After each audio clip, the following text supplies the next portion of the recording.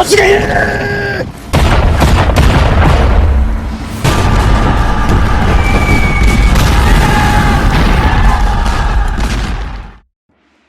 World War II was coming to an end, both the Allies and the Axis powers developed increasingly desperate and some of the most idiotic weapons they thought would win them the war. Hitler's Wunderwaffe projects are legendary.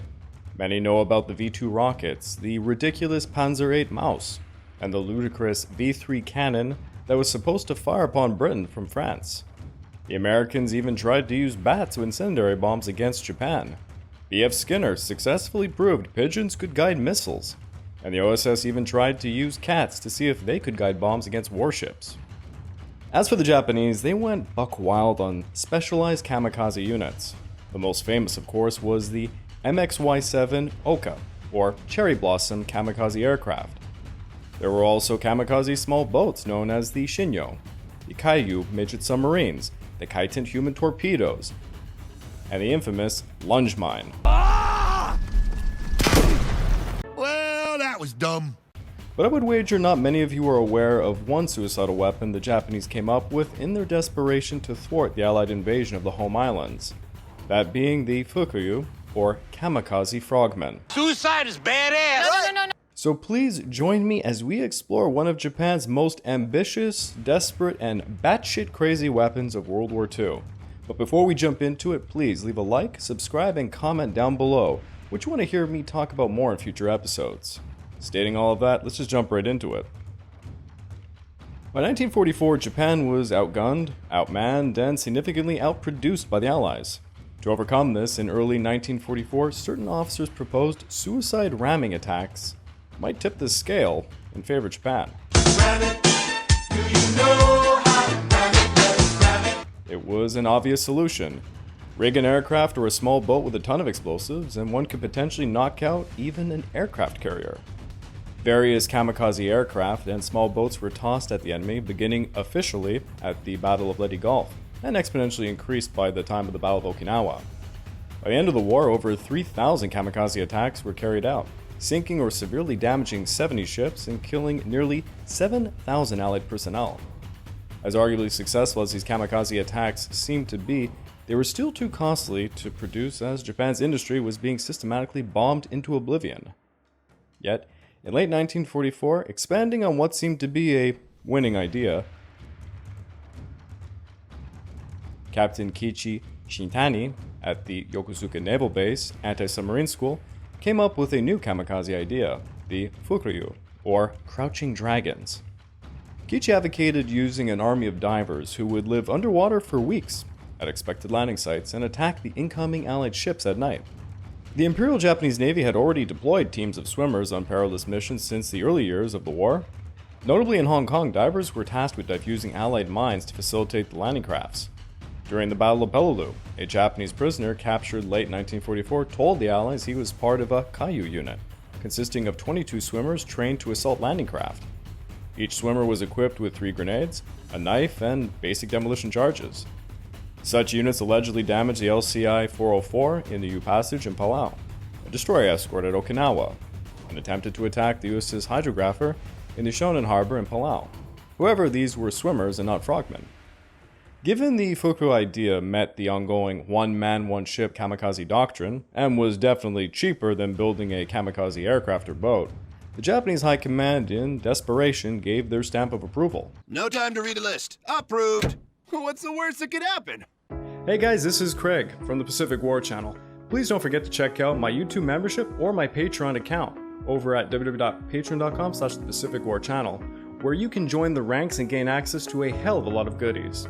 At the base minimum, you get access to the exclusive monthly podcast, early access to all of my content, voting rights for what subjects I will tackle next, and at higher tiers, I have much more goodies to come. So please click that link and check it out.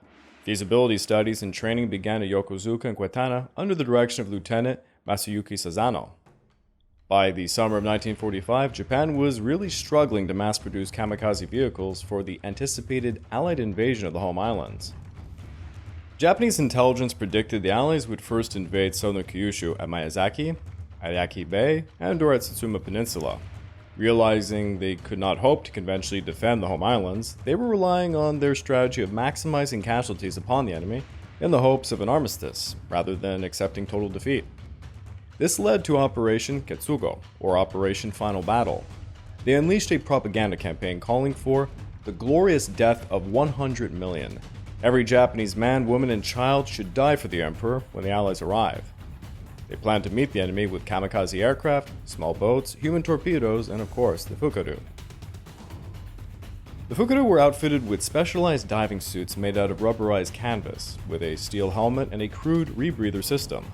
They carry 3.5 liters of oxygen stored in 2 tanks, with a canister of sodium hydroxide that helped scrub the carbon dioxide from their exhaled breath.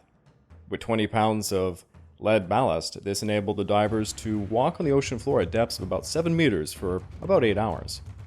A specially formulated liquid food was also developed to feed them while they were submerged. The basic idea was for the Fukuryū to live in covert underwater bunkers, allowing them to launch surprise attacks on the incoming enemy ships. These bunkers were made of concrete or integrated into the hulls of merchant ships strategically sunk offshore and equipped with underwater airlocks. They would contain sufficient beds, food, and oxygen to support about 40 to 50 men for 10 days. Some bunkers were armed with torpedo launchers and hydrophones for detecting incoming ships, to facilitate communication amongst them as well. Alongside this, they came up with smaller underwater foxholes, made from steel pipes embedded in the seabed, designed to shield divers from enemy fire. The Fukuryū were expected to operate primarily under the cover of darkness, or in deep water, as detection would probably earn them a depth charge to the face. The Fukuryū's primary weapon was the Type 5 mine, consisting of a 33-pound explosive charge attached to a 5-meter bamboo pole with a contact fuse. So yeah, it's basically just a lunge mine underwater. During combat, a diver would thrust this mine into the hull of an approaching landing craft, resulting in the destruction of both the vessel and himself. There was to be a 4-layer defense system. The first layer was moored anti-ship mines located farther offshore. The second layer was a row of mines anchored to the seabed and positioned 10 to 15 meters offshore that would be triggered by a remote-operated trip rope by the Fukuryū divers.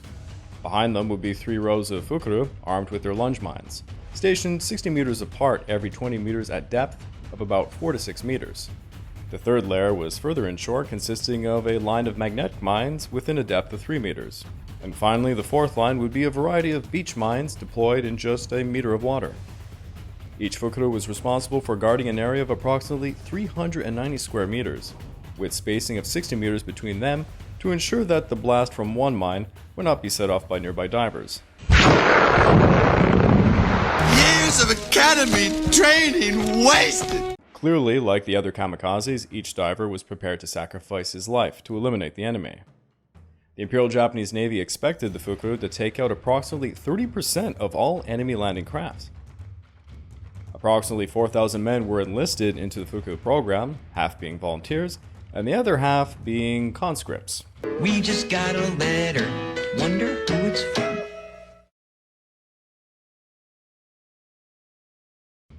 Just like the case of kamikaze pilot volunteers, the Japanese military had nefarious ways to twist the arms of young men to give up their lives. According to Emiko Onukitani's Kamikaze Diaries, one strategy to encourage men to volunteer involved gathering them in a room with their peers. After a lengthy speech on patriotism, they were asked to step forward if they did not wish to become kamikaze pilots. This is for you new people.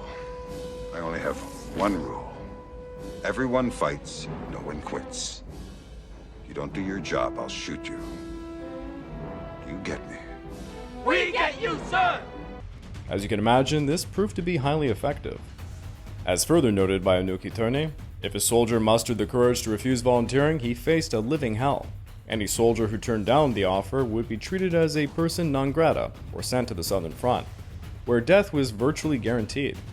Some soldiers managed to say no, but the refusals were often ignored. For instance, Kurota Kenjiro decided against volunteering, only to be taken by surprise when he discovered his name was listed amongst the volunteers for the Mitate Navy Tokutai Corps. His superiors had reported with pride that all members of the Corps had volunteered. You just made the list! Oh, shit. The recruits were organized into 3 main units, the 71st Arashi in Yokosuka, the 81st Adachi in Kure, and the Kawatani unit in Sasebo, all under the command of Captain Kichchi. The goal was to enlist a total of 6,000 personnel in this branch by September the 30th, with full combat readiness expected by October the 15th. The organizational structure was as follows: 6 men per squad, 5 squads per platoon, 5 platoons plus 1 maintenance platoon per company, 3 companies per battalion.